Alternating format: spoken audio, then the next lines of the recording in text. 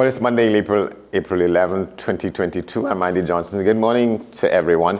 Welcome to it. This is how we're going to start the week's proceedings here and the day's proceedings with AM Prime on WESN, the content capital. We'll tell you what's coming down the pike. In the second hour, we'll be talking with a lady named Pramila Ramdhani. She's Vice President of Investments at the state agency InvestTT, and they've been involved with a move by the EU delegation in Trinidad and Tobago. They want to revive the cocoa industry in Trinidad and Tobago. Several of the diplomats there have been talking in glowing terms about the quality of Trinidad and Tobago cocoa, and they want to do more with what is happening, where it has gotten to. So we're talking with her about that. What is in place to do that, reviving cocoa in Trinidad and Tobago? We will take a look around the region. We'll tell you about what's happening with schools and students wanting to get, more intoxicating stuff in classes and what they do to get it in. That's a look around the region. If we have more time, we'll tell you more about what is proposed there as well. And Ravi Bhargavan Maharaj, who we call the public interest advocate. We're talking with him about the legal challenge to the mix-up in the President's Medal Award this year and what should happen. Well, between when we agreed to talk and this morning, there has been this decision that the boy and the girl who were changing places, as it were, as to who was first and who was not. A decision has been taken that both of them will share the President's Gold Medal. We will talk with him, nevertheless, in the face of the attempts to challenge the matter in court by attorneys for one of them. Also, the staples on the program, the COVID-19 results, where we are this morning, as at the end of the day yesterday with the counting, the new positive cases, the total recovered patients, the number of people in hospitals in the parallel healthcare system. But right now with us, Ms. Ermine de Beek, she's the President General of the Contractors and General Workers Union, and they had taken issue a couple of days ago, well, and there's a story in the papers on Friday where they challenged the statement by the Prime Minister that Trinidad Lake Asphalt Company was going to be removed from where it is and put under another administration, put under the Ministry of Works. And that was happening while the union's leadership was meeting with the Minister of Energy, and he'd promised to get back to them sometime late in March. So what has happened with that and how this has come about without reference to the workers through their trade union? Ms. de Beek is with us. Good morning, ma'am. Good to have you. Good morning, Andy Johnson. Good morning to the viewing and listening public of Trinidad and Tobago. Well, good to have you. So let's start to talk about this issue. Tell us about the discussions first you all were having with the Minister of Energy, for whom this was part of his portfolio, and he had agreed to get back to you all in some date in March, and you all were waiting for that, only to hear the Prime Minister saying, well, things have changed. And on a political platform, the Express made some issue with that in its editorial on Saturday, that in the first place, to have made such a decision at a political meeting was wrong on all counts. Let's talk about that. Okay. Good morning again. Yeah. Well, the union, the Contractors and General Workers Trade Union, wrote the Minister of Energy as it relates to the country would be aware that the workers were not paid for weeks. The hourly weekly workers were not paid for about 6 weeks, and the monthly paid workers were not paid for 2 months. So in light of that, and in light of all the other issues that were taking place at Lake Asphalt, the union wrote the line minister, Mr. Stuart Young, asking for him to intervene as it relates to the workers' salary, the payment of the workers' salary. And also, the workers wanted to know about their job security because the workers are very much concerned as they indicated on many occasions. They feel like a hammer is hanging over their head and they don't know when this hammer will drop. So in light of that, the union thought it fit to write the Minister of Energy to seek a meeting so we can have discussions as it relates to the payment of wages and also to the future of Lake Asphalt. We wrote that letter on the 8th of March, and the minister wrote the union a letter on the 22nd of March. The letter did not address the issues that were raised in the letter that the union wrote. And we found that it was rather unfortunate that the minister did not see the importance of the request by the union. And all he indicated to us that he looked forward to communicating with you all and meeting with you all in the not too distant future. That does not say anything. And this letter was carbon copied to the senior staff chairman, to the junior staff chairman, to the hourly weekly chairman, to the Minister of Labour and the parliamentary representative for Labrie, the chairman, the acting chairman of the board, and also to the CEO of Lake Asphalt. So it was very surprising when we would have seen the Honorable Prime Minister, right, on a political platform, indicating that the company is no longer under the Ministry of Energy and that it is now under the Ministry of Works. We are saying that Contractors and General Workers Trade Union is the recognized majority union, and therefore, if it is that the government has plans to move the company from one ministry to the next, they should first seek to communicate with the recognized majority union. And we found it as a total disrespect to the union, to the total membership as it relates to the Lake Asphalt workers. You cannot get up one morning and hear a speech that you all are now moved from one ministry to the next. And what are the implications as it relates to moving? And the minister is fully well aware that there are a lot of implications and workers are concerned. And all we are saying, that is not the way to go forward. You need to meet with the union and have dialogue. So go ahead. We are totally dissatisfied with the behavior of the government. Is it your view, and I'm using the collective your here, the union's view that Mr. Minister of Energy should have known or may have known that these discussions were taking place to shift the union from one ministry to the next when he was in communication with you all? And he said he'd get back to you all. He writing that letter dated March 22nd, and this statement was made in early April. So the question is, when were these talks taking place? And when was this decision made to move the union, to the company from one ministry to the next? I believe, this is my personal view, I believe he would have had some sort of information, right? Because I don't think they will just get up one morning and decide to move the company from one ministry to another. I believe that there would have been discussions, but it would have failed to communicate with the recognized majority union as it relates to their position and what they intend to do as it relates to the workers of Lake Asphalt and Lake Asphalt as a whole. Do you think is the union of the belief that Minister Young still has a responsibility to get back to you to explain what he may have known or didn't know when he was in communication with you all just in weeks ago?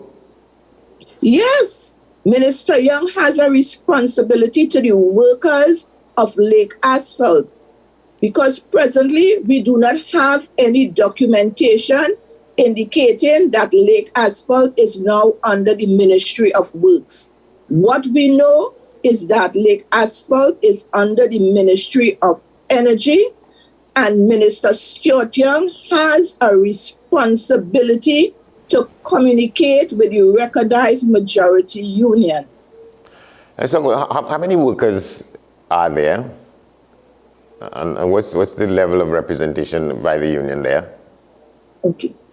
The level of workers, the Contractors and General Workers Trade Union has 3 bargaining units at Lake Asphalt. There is the senior staff bargaining unit, the junior staff bargaining unit, and the hourly weekly bargaining unit. There are 3 different bargaining units with a total workforce of around 250. which are under our bargaining unit. Of course, there are other workers, but they are outside of our bargaining unit. Yeah, management, personnel, and so on. Yes. So, I mean, what's the situation? You said workers have not been paid for more than 2 months, and this includes all the workers in the various bargaining units you all have. Yes. But subsequent to writing the letter, the government would have released subventions. So these workers were paid their outstanding sums of money. But it continues, as the Honorable Prime Minister would have indicated, that they cannot continue paying subventions. But they are not coming to the table to discuss the way forward. We want to know what is the model that they wish to put forward as it relates to the future of Lake Asphalt. They have to come to the table with the union and hold discussions. And we have been awaiting on Minister Stuart Young to come to the table. Yeah. Because we would have met with a ministerial team, and the ministerial team after the meeting indicated to the union that they have to get back to cabinet and they would get back to the union. And that was since last year. Under Minister Franklin Khan. And to date, as I speak, they have not gotten back to the union as it relates to those discussions and the future of Lake Asphalt.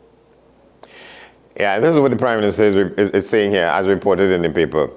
The Cabinet has put Lake Asphalt in the Ministry of Works and has put a committee in place with NIDCO acting as the operating agency to create a new business model for Lake Asphalt to make it sustainable, to make it profitable, to make it a contributor from the lake and from otherwise. Again, that is news to the workers through the union. Of course it is. How could you put a committee in place without discussions with the union? The union must be part of. At every stage, the union must be involved. They must communicate with the union. Yeah. What is this? Yeah. What can you make of probably the state of mind of workers between this disclosure and as we speak this morning? Workers are very much unhappy. They are totally dissatisfied because they do not know what are their future as it relates to Lake Asphalt. So this is why they are saying for Minister Young to come clean, come to the table, hold discussions with the union, whatever model they have as it relates to Lake Asphalt going forward, come to the table and have discussions with the union. We are very well aware, and the workers are aware, that the model that they have presently, right, will have to change. But come to the table, let us know what is taking place. Because we would have asked the past minister and the committee, also the CEO and the board, if it is you all are saying that changes are to be made, tell the union what are the changes. Going forward, if they are going to change the model, what are the classifications needed? Do we have to retool, retrain workers in certain classifications? We are not being told anything as it relates to this. So therefore, if they want to change the model and they are saying that we do not want these classification of workers going forward, there is not a need for these classification of workers, and therefore there are new classification that will be required. Communicate with the union, and we would say, okay, retrain them. But none of this is happening. So the workers are very much confused. The union is confused. And this is not the way that a ministry supposed to be dealing with the recognized majority union and treating the workers of that company. So fundamentally, the workers and their representatives ought to be involved in any discussions about restructuring and about remodeling. That's the principle involved here, right? Yes, correct. Let me quote the Prime Minister again. What was happening before was that Lake Asphalt was being supported by selling bitumen from Petrotrin. So once the refinery was closed down, all of a sudden Lake Asphalt Company had no revenue. And of course, to pay the workers, the Ministry of Finance has to provide every 3 months a certain amount of millions of dollars. And he's asking the question rhetorically, how long can that go on? And we agree. We agree that this cannot go on. But we are saying that we are sure that the government has a committee in place that is looking at what is the best model for Lake Asphalt going forward. Come to the table with the union, because there were lots of discussions in the past. There was a model that was put forward on the table whereby they would have packaged the asphalt as cement, right? A lot of research went into that. And today, the union is not aware of what is taking place as it relates to that. Yes, with the closing of Petrotrin, that would have affected Lake Asphalt because their revenue, 80% of their revenue was dependent on the bitumen that they would have gotten from Petrotrin. And with the closing of Petrotrin, of course, that would have affected the company, right? Another thing, we have asphalt in Trinidad and Tobago, and all these companies are paving roads. They are not using our asphalt. We are saying that the government should put something in place that once they are getting contracts from the government, they ought to purchase a percentage of asphalt from Lake Asphalt in the paving of roads, the repair of roads, and that is not taking place. That should be part of the agreement. So, and why is that? Why roads are being paved in Trinidad and Tobago without any reference to asphalt that is produced in this wonder of the world? People say the lake asphalt is. Well, some persons are saying that it is a harder product to use, and I cannot say yea or nay to it. But if it is truth, it might be a harder product to use, as they say. But it's a better product. It is going to last longer. So the question must be asked: do we want a road that is much more sustainable, or use products that in the near future the road will return to the position that it once was, or we want to use a product that will withstand and hold for a number of years? Can you explain the involvement of bitumen from Petrotrin, and how did that sort of underpin the operations at Lake Asphalt? While Petrotrin was in operations, Lake Asphalt, I will use the term, had the monopoly. So therefore, any contractor who wanted to purchase bitumen had to go to Lake Asphalt to purchase the bitumen. With the closure of Petrotrin, there was no more bitumen to be purchased through Lake Asphalt. So therefore, that dry up the revenue stream from Lake Asphalt. So persons now had to import bitumen into the country. And Lake Asphalt was not given that monopoly to bring in bitumen. So everyone is bringing in bitumen. So there is stiff competition on the market, and therefore it would not be bringing in the sort of revenue that Lake Asphalt once enjoyed. Yeah, is it possible that the workers, at least, if not the management, they felt that that should have been a role and function assigned to Lake Asphalt? Of course. And in fact, the past President General would have held discussions with the past Minister of Energy and also the Minister of Labour and their parliamentary representative. But nothing fruitful came out of those discussions. Yeah. Where is the Member of Parliament, the Minister of Labour, where is he on this issue, as far as you know? So you copied him on these pieces of correspondence, right? As he responded? Yes, we did. We did not have any feedback from the parliamentary representative, who is also the Minister of Labour. Yes. And who also was a member of the board at Lake Asphalt. Yes. And one is to presume that he is probably conversant with whatever the government is planning. Well, I feel that he should have been aware also. So he has a responsibility to his constituents. And are you calling on him for divulging what he knows, because it's in his constituency, it's a major part of industrial activity in his constituency? Well, traditionally, at least, if not necessarily now.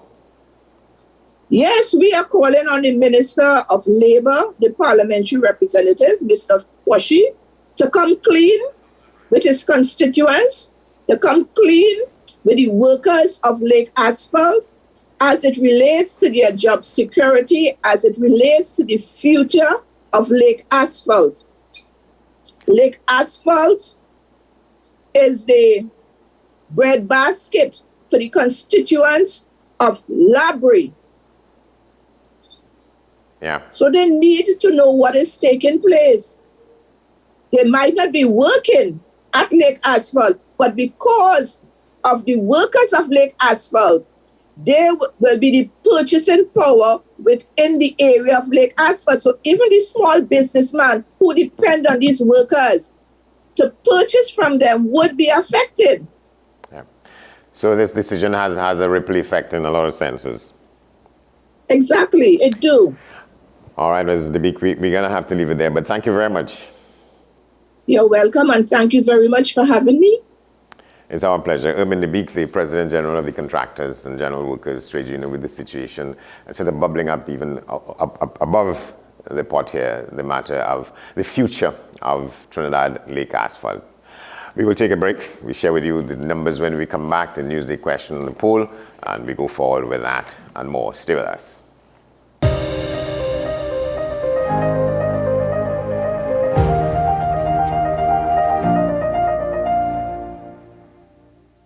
Say hello to the newest way to access eye care support. Say hello to Ferrera Optical Virtual Care. For the first time in TNT, you can now connect from the convenience of your home with our team of eye care professionals online. Need guidance on a vision problem or adapting to new eyewear?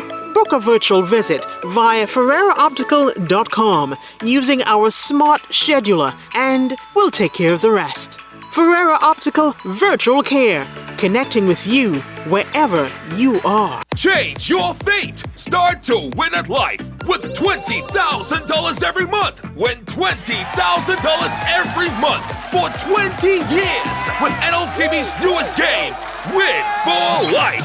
6 numbers from 28 plus the cash ball could make you win for life. You deserve a win. Play Win for Life today. Visit NLCBGames.com for details. Players must be 18 years and over. Please play responsibly. What's the best way to grab the attention of viewers? Please exercise more patience. You have to be kidding me. Doing what we do best. I'll say at the very least it's a conspiracy of laziness against the people. Join me, Keaton Shaw. And me, Sean Michael Small, for Talking Point. Weekdays from 8 a.m. to 9:30 a.m. We go in-depth on the trending issues and engage the most controversial newsmakers as we get them to account to the people for their actions. You can't go to the government with nothing. You can't go to cabinet with an empty hand, with a wish. I'm glad that we're having this a sober, mature discussion. In the present situation, I expect a continuation of the chaos. Join us for the discussion, Mondays to Fridays, only on WESN, the Content Capital. Let your voice be heard. Call Madam Fix-It on WESN, the only place that effectively helps you with your woes. Having problems getting onto government agencies, water woes, NIS and pension problems, potholes, and much, much more. Call me, Madam Fix-It, every Monday, Wednesday, and Friday, right here on WESN. Let me fix it for you. It may seem like the hardest thing to do right now, but we all need each other to wear a mask, wash our hands, watch our physical distance, and stay at home. We need you safe. Together we can make the difference. Together we can curb the spread of COVID-19. So let's be responsible in our actions. The Trinidad and Tobago Red Cross Society. Mission-based, people-focused, community-driven.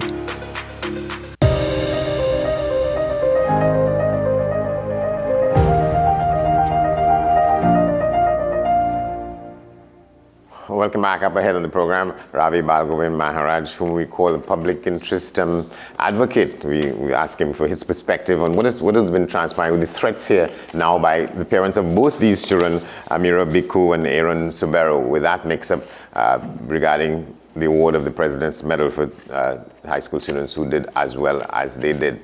And what caused the mix-up? On how we get around these things. But before we go there, let's take a look at the numbers this morning. The COVID-19 numbers enormous, the positive cases, the active cases, the total active cases as they stand, persons in hospital with COVID-19. Yeah, there are 130,316, the total recovered patients, 6,236, the total active positive cases. The death toll from the virus, 3,780. New positive cases reported in the 24 hours up to the end of the day yesterday, 90.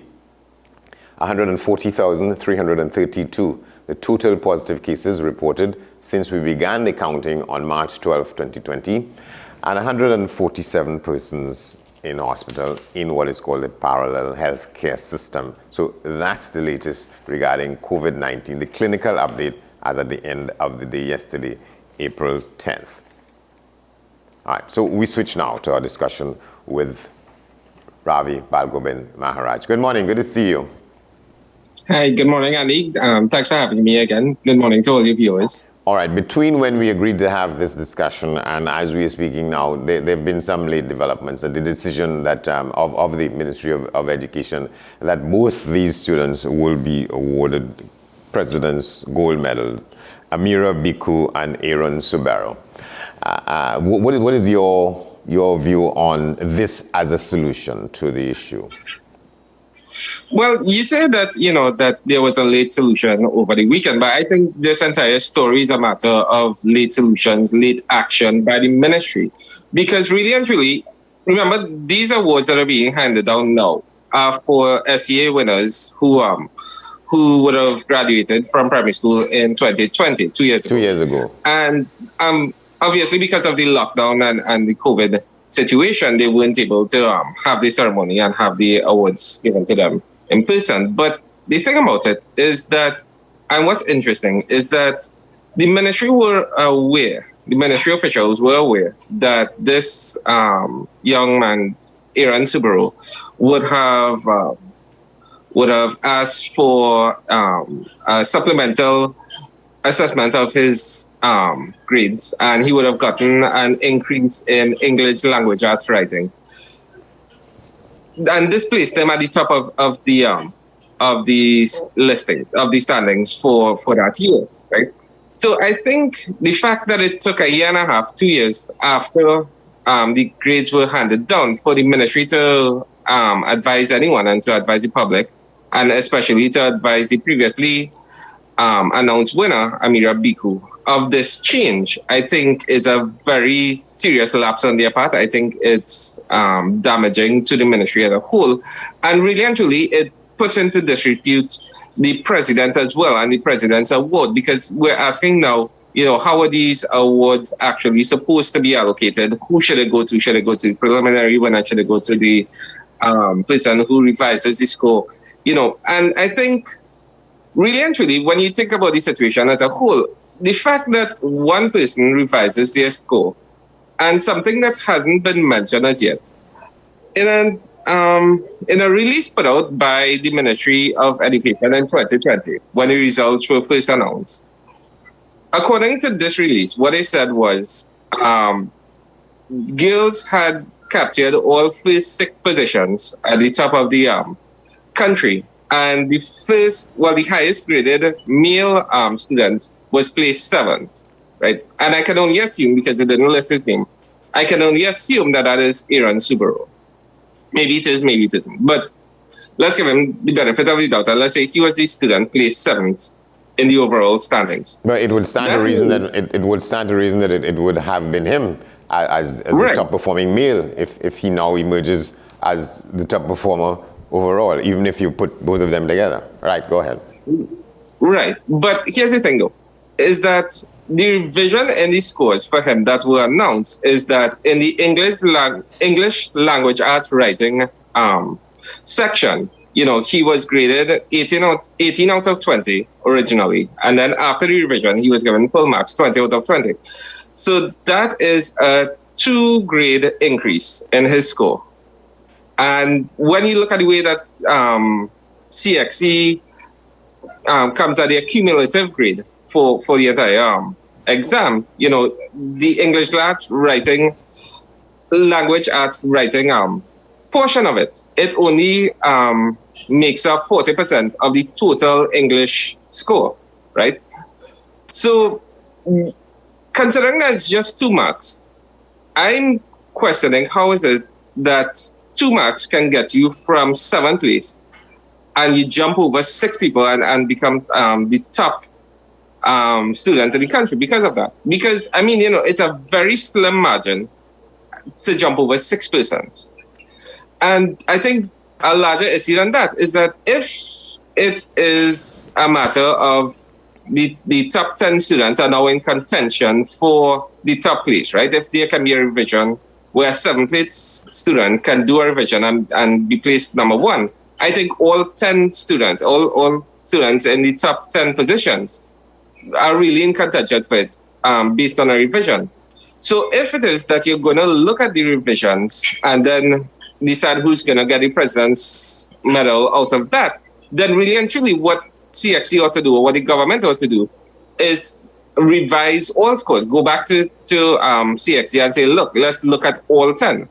But when you revise 1, right, and then you say, okay, this person is now the top, and the other person, like Amira Biku, who was previously announced, she has no room now to revise her score. She has no room to go back to CXC and check to see whether or not a revision would have given her an even higher grade, because potentially that is also, an opportunity. So I think really and truly the entire matter as it was handled, as it is being handled, is very poor, very sloppy by the ministry. And I think that it leaves a lot of room for accusations of, of corruption and that sort of thing. Well, the minister apparently took issue with the official at the ministry who is said to have done this. And that is a separate issue by itself. How one person is being put in the spotlight for having made the changes, on what basis? I couldn't figure it out from reading what the minister was saying. I don't know if you can. Well, no, and that's the other thing too. I mean, you're saying that, this person is being highlighted, but we don't know the person's name. We don't know their office. We don't know what position they really held in the ministry, why they held such an important position. And we don't know what remedies were applied to it. Was the person admonished? Was there any sort of punitive measures against the person for this national embarrassment? But more than that, I think we don't know exactly what happened and why there was no oversight by anyone that allowed this one individual, as they claim, to be responsible for such a massive scandal. Well, given the systems and processes in the ministry, there are people in the ministry who will know who that person is, and that it is an expectation. I mean, on the face of it, don't you think that action will be taken against this person? This person is in trouble. Would you not at least speculate that? Well, we can hope so. Again, I mean, we can only hope because the person, again, even if they don't want to give the person's name, and I can understand not wanting to give the person's name, but, they can at least point to an office and say, it's director of this department, or it's this manager, or whoever it is, right? And you can say, this person was responsible for the matter, and they will be dealt with in this way. But so far, all they've said is, this person is responsible, and, we apologize for it, and we're doing this, and we're changing it. But really and truly, we don't know what has occurred within the military. And we're just taking their word at face value without any details being given regarding the incident. You think that more details should be provided? That's what you're saying? Absolutely. I mean, again, this is a national scandal, though. And, in these types of issues, really and truly, you need to have a face, or, again, an office if you don't want to, admonish a person, personally. You need an office to be identified, and you need some responsibility to be given. And that way you can calm the minds of these citizens, and point to this and say, look, these are the measures that we're taking. As of now, again, we don't know what has been done. We don't know. And the thing about it, you leave the person in this office. If the person remains in this office, we don't know if this can happen again. We don't know if this has happened again. I know over the weekend there was another issue circulating on social media with the third place person, because what they're saying is that the person who was initially announced to be the third place finalist for the SEA in 2020 is now been replaced with another person, and that person is a joint recipient of the President's Silver Award. So, all of these matters are coming up now, and is the same person involved? Is the same person responsible? We don't know. And again, moving forward, we need to know that either that person has been admonished, either that person has been removed, replaced, or something has happened to ensure that it doesn't happen again. And that is what the ministry has not alerted the public to, and has not made the public feel confident that they can handle the matter better going forward. It would stand to reason that has to come, but also the issue, what was said when the matter became exposed as it did a couple of days ago, was that the decisions for who should get the President's Medal were based on preliminary results rather than on ratified results. So that is an area that has to be looked at, right? These decisions... Absolutely. And the thing about it, you have to think that, when the preliminary awardees were first announced, you would think that the ministry would keep that information because, again, because it wasn't done immediately, it couldn't be done immediately, that it got held off for a year and a half. They would have kept that information separately to the overall list where Aaron Subro now tops the list because he got a higher score. But the list of the awardees you would have been kept in a separate file somewhere, so that when the award ceremony was announced and when it could take place, that those persons would be invited. What appears to have occurred is that this individual, and again, we don't know who it is, ignored that first announcement and went straight to the list, right, to the overall list, looked at the person who was now listed as a top individual and got in contact with them, wrote them a letter and said, look, you are the top of the list and you deserve the award, and we don't know whether this was done in consultation. We're told that the person did it as an individual, but really and truly, there should have been checks and balances. There should have been oversight into this entire thing. I don't know why the president herself isn't sending out these invitations, because it's her award. Why was left to the ministry to send out the invitations? That's something that needs to be looked into as well. because the president would have had the name of the person that was originally announced. So all of these things, the entire process, I think, is being called into question. And again, without clear answers being provided by the ministry, I don't know how much confidence the public can have in the government and in the ministry moving forward in handling these matters. All right, I just want to read, this is part of a statement issued by the Office of the President and appeared in the papers yesterday on this very question of what's the role and function of the Office of the President in these matters. And this is part of the statement. I'm taking it from the middle here.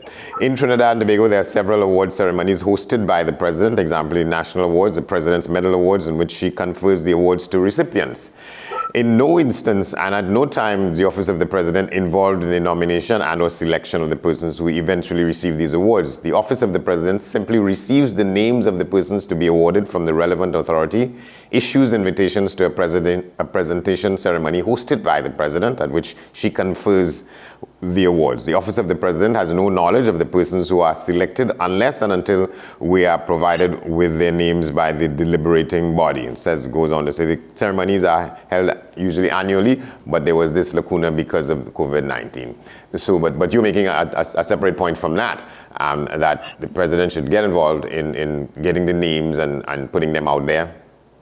Well, no, and in what you read just now, it's exactly what I was saying, which is that the president is the one responsible for delivering the invitations. Yes, the names are forwarded to them, but you would have assumed that when the names were first announced back in 2020, those names should have been forwarded to the president for invitation to receive the awards.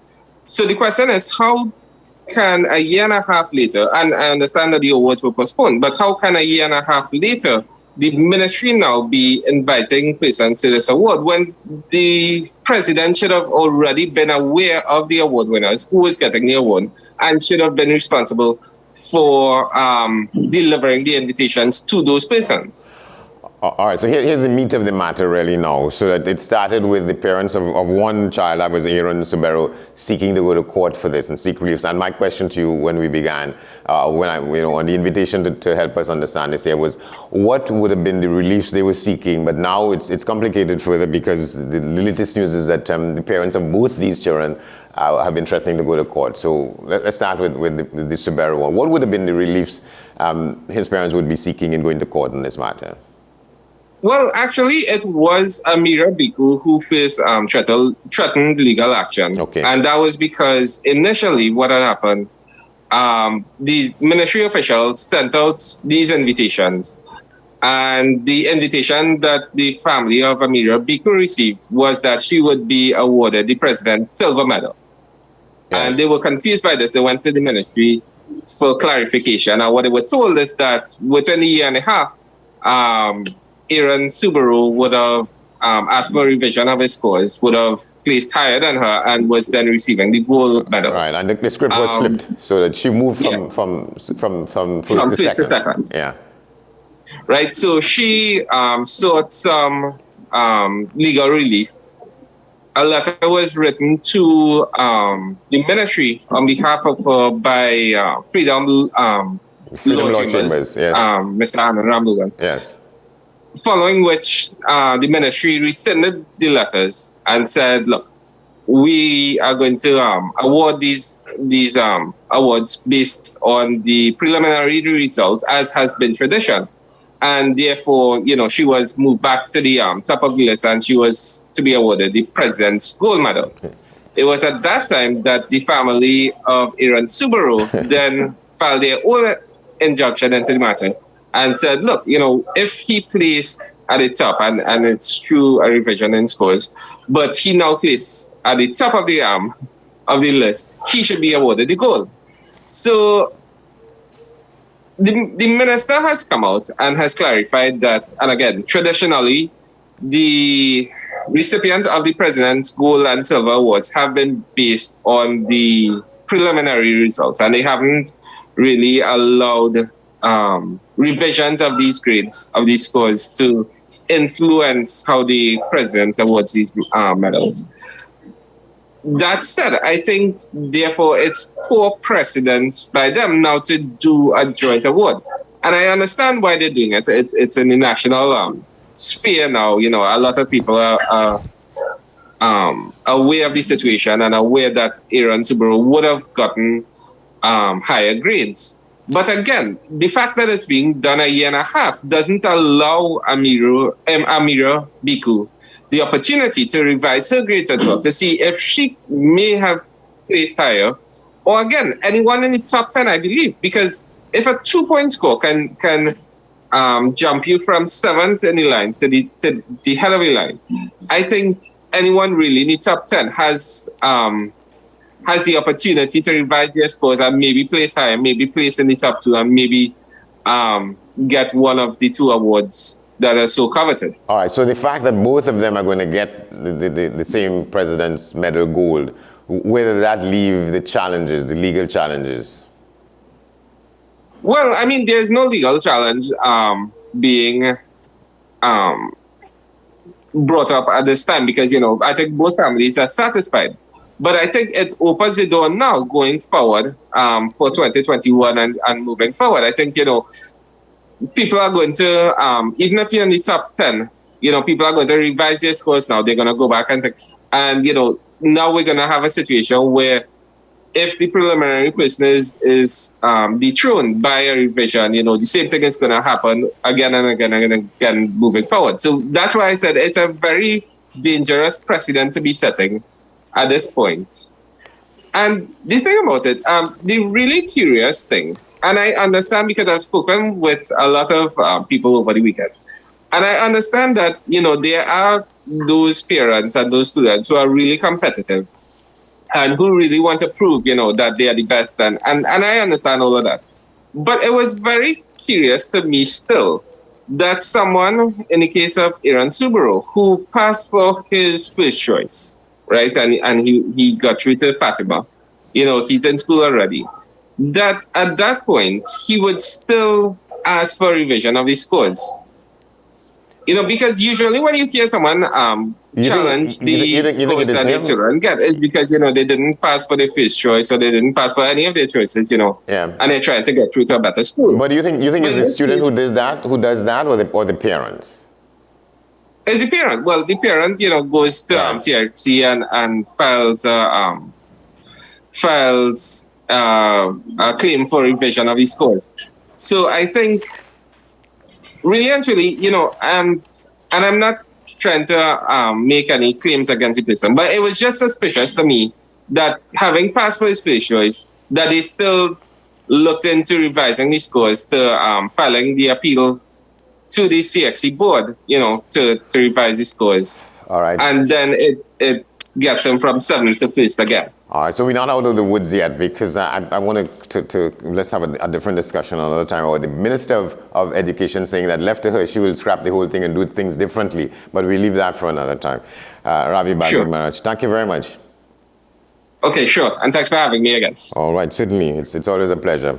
All right, so let's take a quick look around the region now. We're going to Jamaica, where students have been finding more creative ways, they say, to sneak contraband into schools to satisfy their urges for drugs, and they're foster other illegal activities. We get a look here from TVJ in Jamaica on that story.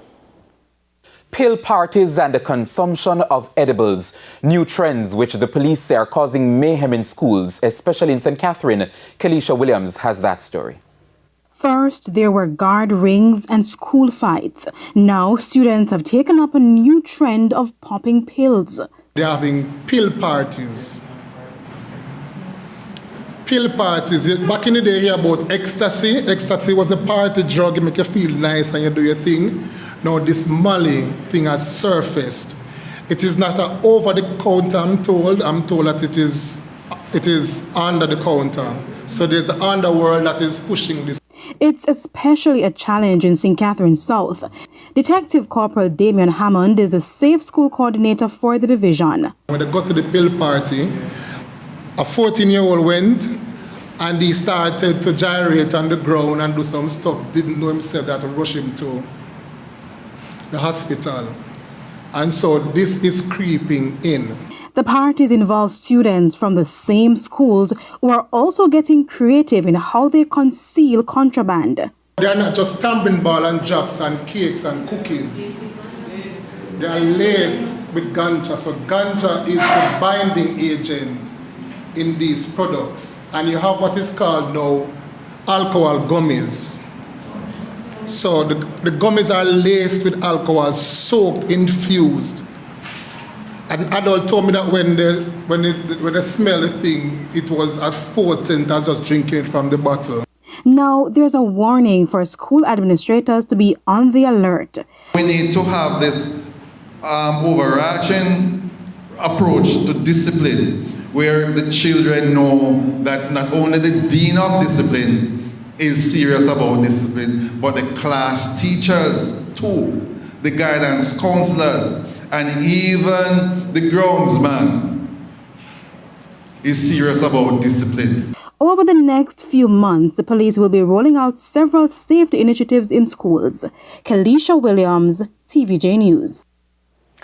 Well, what do you make of that? Well, we head straight to the news now at 7 o'clock. On the other side of that, we're talking about the EU delegation in Trinidad and Tobago's interests in supporting the revival of the cocoa industry. Stay with us.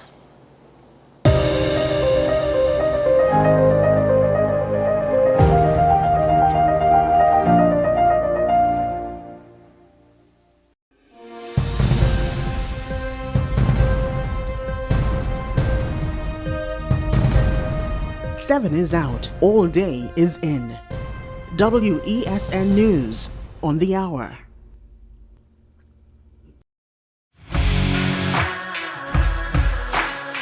Every day, we communicate through stories. Stories of ourselves, our challenges, our goals, our experiences, and our aspirations.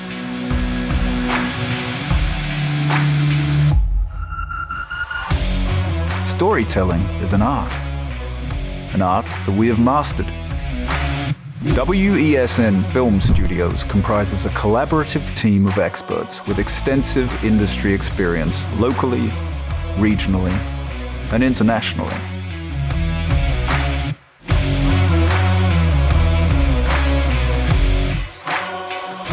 The ability of your business to successfully communicate with your preferred audience depends on the strength of the stories you tell. Your vision should be communicated in a high-quality, professional, and creative way.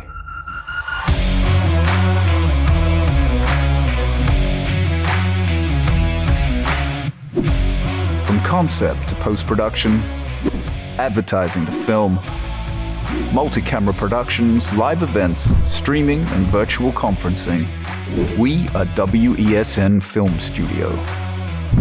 Let your own unique voice be heard and your vision realized. Call us today at 628-5835 for your next production.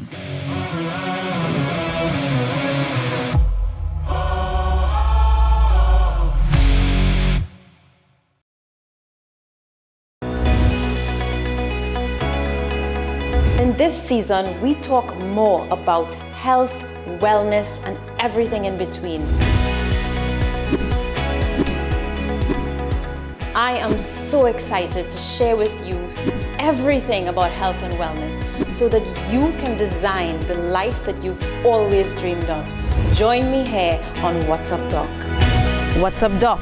Tuesdays and Thursdays here on WESN, Content Capital. The issue, the continued rise in the price of flour and its impact on the cost of living in Trinidad and Tobago. How should we go about it? I want to ask you, what has been revealed to you about the state of vulnerability in the country because of this exercise and because of what we're going through? Is the government losing the war on the vaccine front? The discussion should revolve around the common good for the greatest number of people in Trinidad and Tobago. How do we inculcate a sense of respect and regard for people who may not be of your own political ilk or persuasion? The communities are now being used by political opportunists. So when the tables are turned, it's the same way. Okay, this has been 10 Questions. I'm Andy Johnson, and we'll see you next time. Burning questions, urgent topics. Welcome back to One on One, the show where we tackle the most current and pertinent subjects that are affecting all citizens, where we ask the hard questions and have in-depth conversations. What separates One-on-One from other talk shows is that the conversation stems from a younger perspective on topics that affect the fabric of our society. One-on-One, Wednesdays at 10 a.m. on WESN Content Capital. What's the best way to grab the attention of viewers? Please exercise more patience.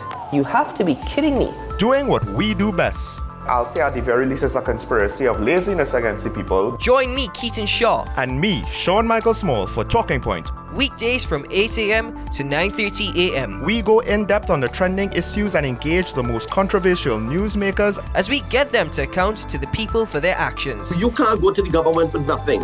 You can't go to cabinet with an empty hand, with a wish. I'm glad that we're having this a sober, mature discussion. In the present situation, I expect a continuation of the chaos. Join us for the discussion, Mondays to Fridays, only on WESN, the Content Capital. It may seem like the hardest thing to do right now, but we all need each other to wear a mask, wash our hands, watch our physical distance, and stay at home. We need you safe. Together we can make the difference. Together we can curb the spread of COVID-19. So let's be responsible in our actions. The Trinidad and Tobago Red Cross Society. Mission-based, people-focused, community-driven.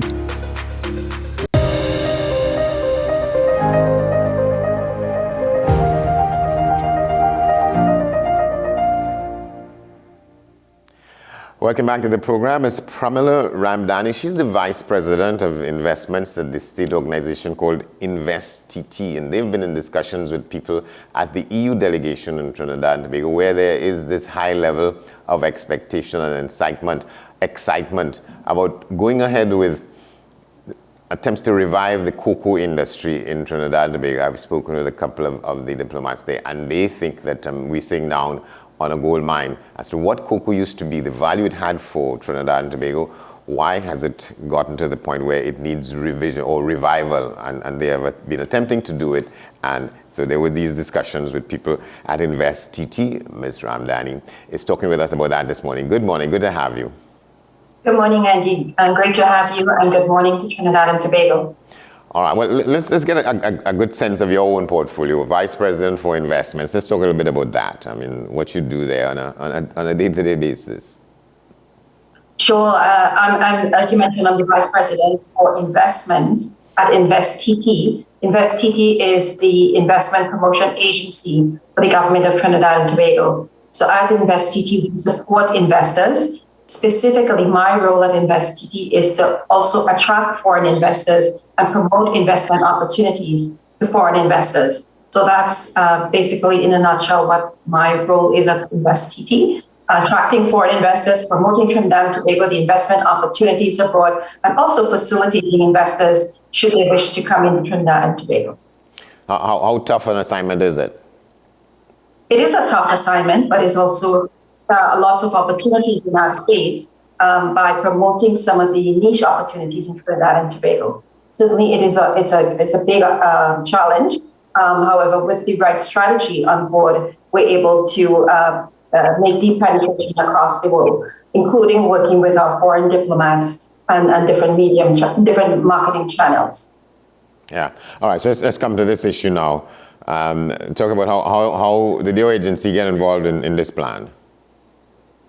Yes, we were approached by the Ambassador Cavendish, who is the ambassador to the European delegation to Trinidad and Tobago, European Union delegation to Trinidad and Tobago. He approached us last November about an opportunity and how we can package and showcase the investment opportunities in cocoa to European investors. And from that was birthed the webinar series, which is a 3-part series with 3 episodes focusing on different themes to engage stakeholders and to promote these opportunities to investors abroad. And how do you set about doing that? Well, what we have done is that we have developed a stakeholder committee that's working with both internal members as well as external, those who are involved in the cocoa supply chain or cocoa value chain. So we have the Cocoa Research Institute. We also have the Ministry of Agriculture. We also have the European Union delegation, they have the representatives, including the ambassador himself, we also have the Ministry of Trade and Industry representatives. So we brought together a number of key stakeholders, as well as the Cocoa Development Company. So a number of key stakeholders to really share what's their role in the cocoa ecosystem in Trinidad and Tobago, and what are the opportunities, what are the investment opportunities that we can share with European investors. How do you determine that? What are the local investment opportunities? It is you now have to go and search for people who have an interest in it and work through that. Well, our role as investors is really to look at what are the investment opportunities and how we can curate that. And to answer your question, yes, it involved information or the sharing of information from some of the key stakeholders that we brought to the table. We've also identified what are the gaps in the cocoa ecosystem or the cocoa value chain, and how can those gaps be positioned for investments abroad. So yes, we did get a curation of different types of opportunities, different types of challenges within the cocoa industry. And so what we have done through that, then we developed 3 themes. So with the 3 themes, the first, which was delivered in February, it was really to position the value of Trinidad and Tobago cocoa industry and what are some of the key advantages within this industry. Really, it's a generic view of the cocoa industry and our competitive advantage. So we did that in episode 1.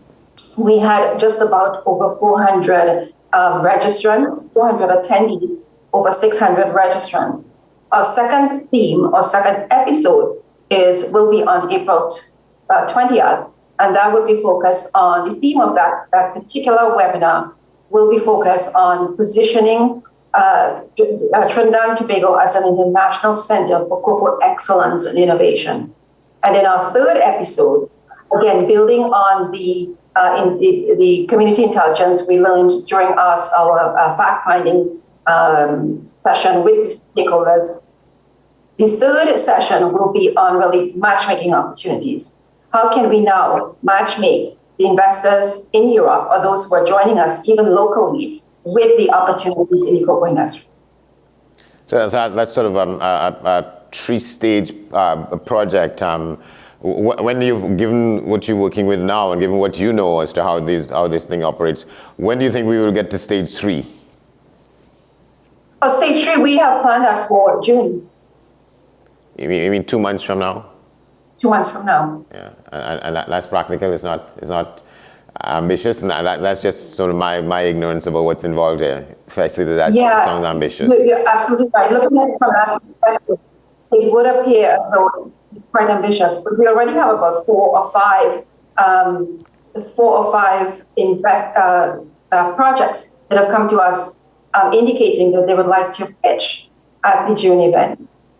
Also, in terms of the investors, we also having discussions with both local investors as well as the European investors. Ambassador Cavendish has agreed or has indicated that his connections or their investors in Europe were quite interested in some of the opportunities in Trinidad and Tobago.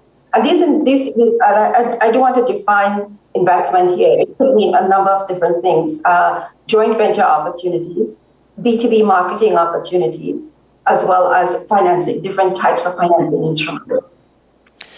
In getting to this point, for years, for decades, we've been told what cocoa used to be, what it used to represent. There was a time when it used to be referred to as King Cocoa, and we go through all the speeches of the late great Professor John Spence in the Parliament in Trinidad and Tobago. He was an independent senator, and he was seen as an expert in this area, and he talked ad nauseum about the value of Trinidad's cocoa product, but it didn't seem to really take any wings over all these decades. What do you think will make the difference now? And we continue to be told that we have some of the best quality cocoa in the world compared with Ghana and other places where they do that kind of stuff.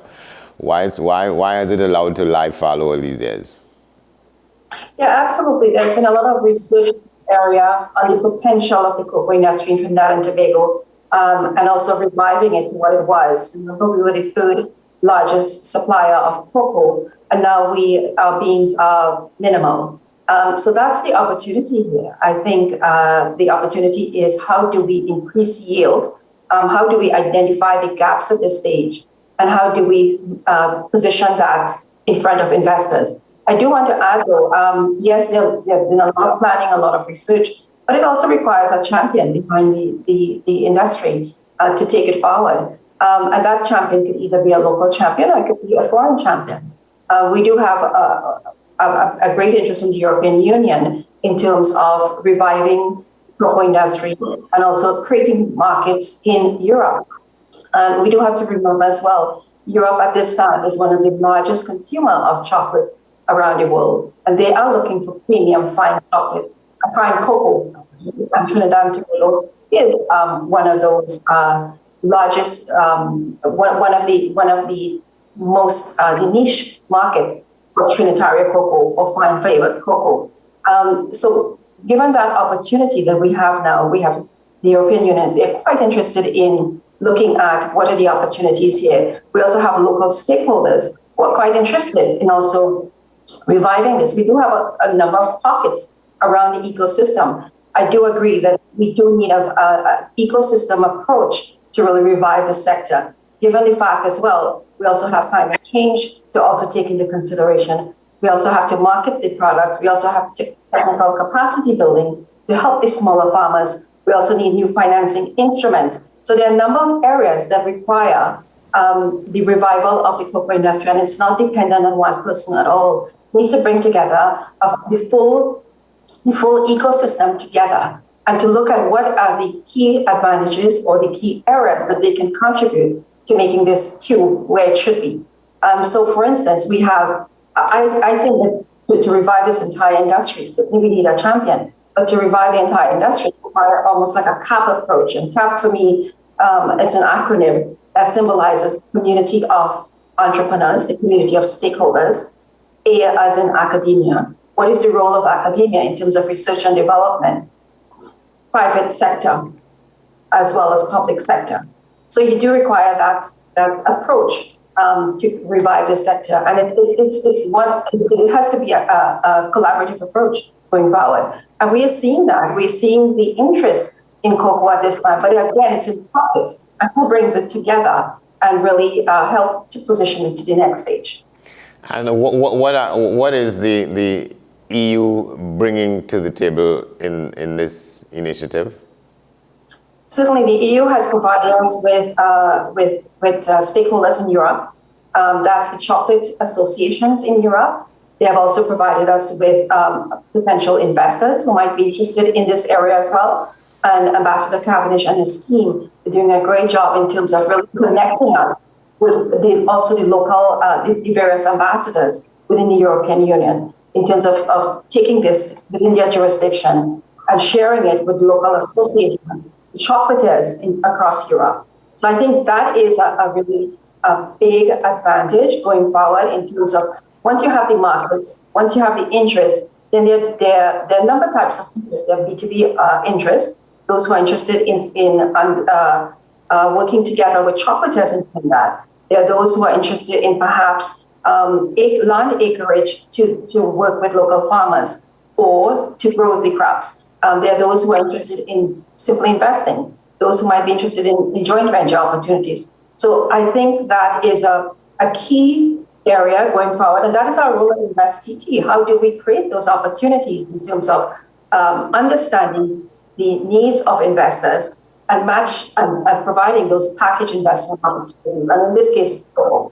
And so we are really working with different stakeholders, whether it's the Cocoa Research Institute or the CDC, or whether or not it is our local cocoa clusters. And we do have some great organic cocoa cluster in Trinidad and Tobago. It's really bringing together various farmers and various entrepreneurs in terms of certification, helping them better understand the system. But more importantly, we also need innovation in this system as well, right? And the hybrid models, the incubation, to the technical capacity building to help the smaller farmers, to help those abandoned farmers whether or not they're interested in continuing with cocoa production, or whether or not they're interested in selling or leasing their properties to others who might be interested in cocoa production. So it's a lot of work, and that's not the role of InvestTT, but certainly the stakeholders that we're pulling together, we are understanding better that the role that they would like to champion going forward in reviving the sector. Yeah, and so the EU is putting money where its mouth is as well, right? Substantial amounts. One has to imagine. Well, the EU, the ambassador, they do have funding available. So if there is an opportunity, certainly he has expressed an interest in funding. Yeah, some years ago when former Minister John Rahal was Minister of Agriculture, back in the early 2000s, he had said that a cabinet decision had been taken that they were going to work on the revival of two major industries in the country. One was cocoa and the other one was the poultry industry. Well, and I had gone to talk to a man in Biche, I can't remember his name now, but he had won, he came across my information that I was looking at. He had won a number of awards. His place in Biche has won a number of awards from the Ministry of Agriculture, and the rest of it, I think Khan was his last name.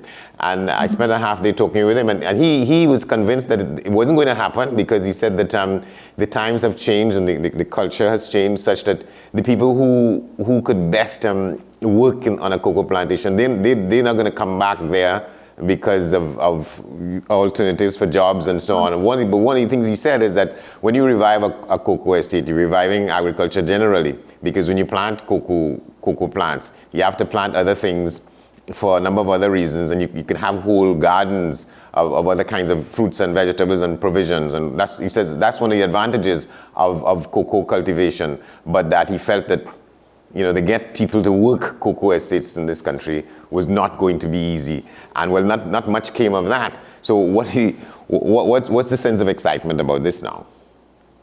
Yeah, that's a very valid point, Andy, in terms of the labor issues within agriculture as a whole. I'm not an expert in that area, but certainly I can throw in a few comments. We do have a younger generation. They're looking for opportunities, entrepreneurship opportunities. What if we incentivize, or what if we provide some incentives, I should say, to young entrepreneurs or to young people to get more involved in this sector? And that would include incentives from the public and private sector to get involved in entrepreneurship. So that's one area. They also need access to land as well. Get your farmers licensed.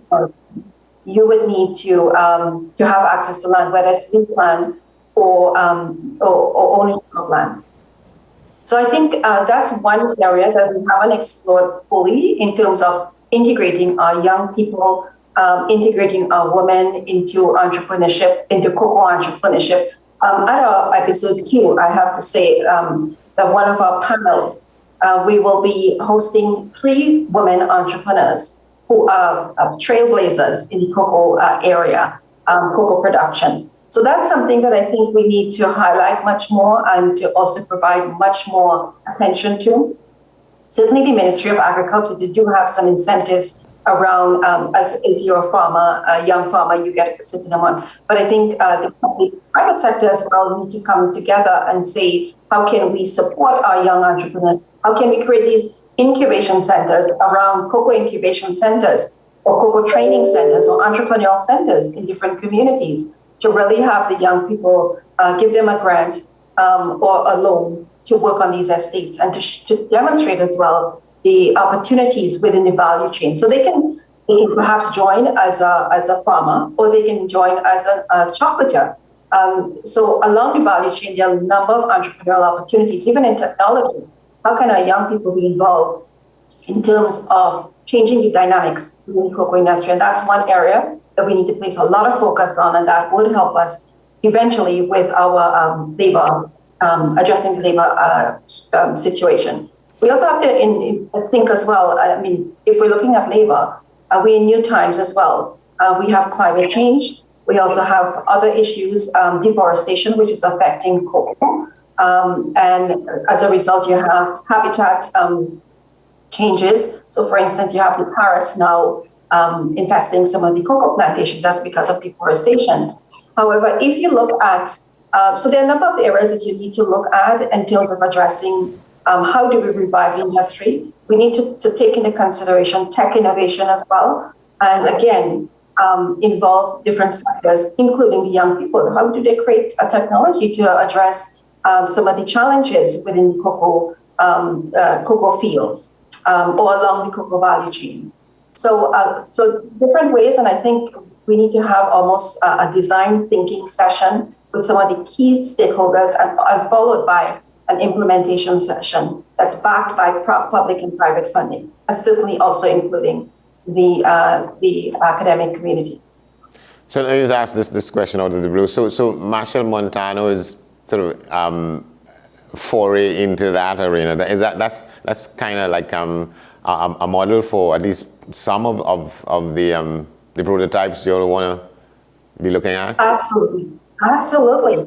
So Machel is a really great example of an artist who is involved in music, but also very interested in also about sustainability of the soil and also cocoa production, cocoa manufacturing, I should say. We do have another diaspora. I should give an example without giving his name out. He is a diaspora who lives in Belgium at this time, who participated in our episode 1 in February. And he is also a well-known, famous global musician artist. And he's quite interested now in reviving his abandoned cocoa estates in the east end of Trinidad and Tobago. So, and he's also quite young. Another Machel who lives abroad, but is very much interested in reviving his cocoa estate, but also looking at the triple bottom line.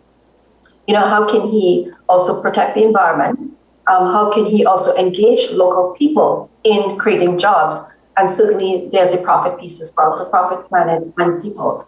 So I think most of our younger people are interested in that the triple bottom line, people, planet, and profits.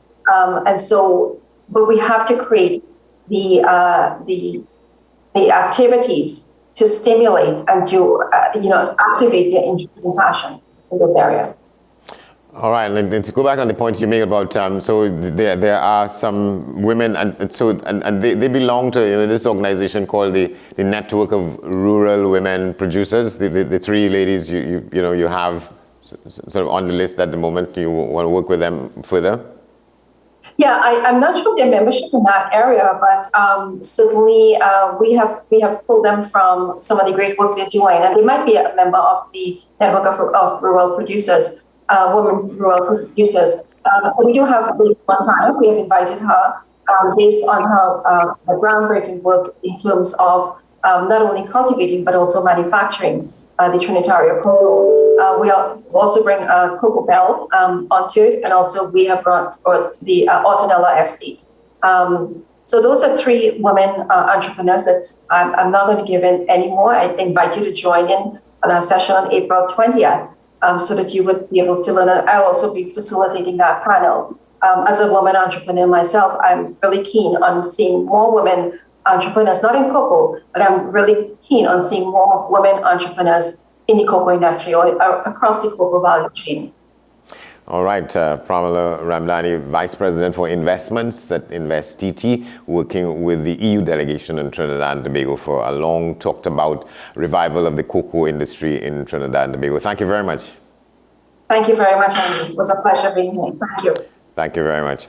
Well, let's move straight from that now into our Watch This. We won't tell you what it is. Just take a look at it.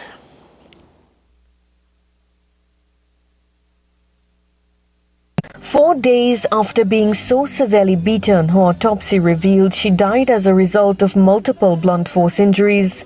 15-year-old Aaliyah Alexander was laid to rest. Her funeral service saw friends and relatives express confusion over her untimely death.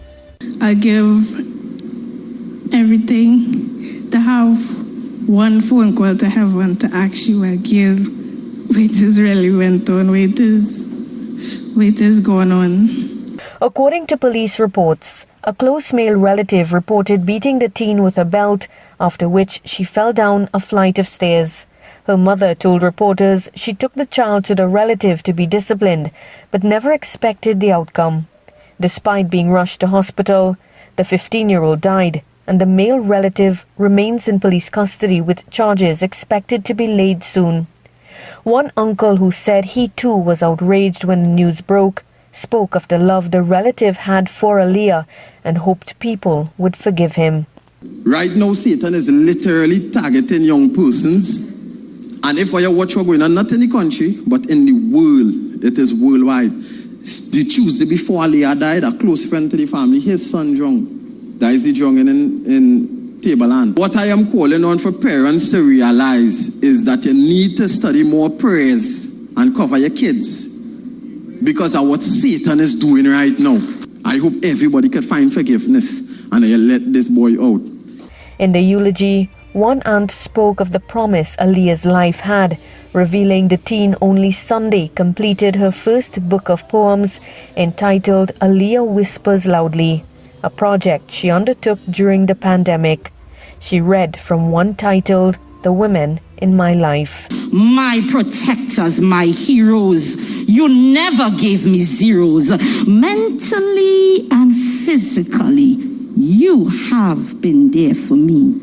Spiritually guided me.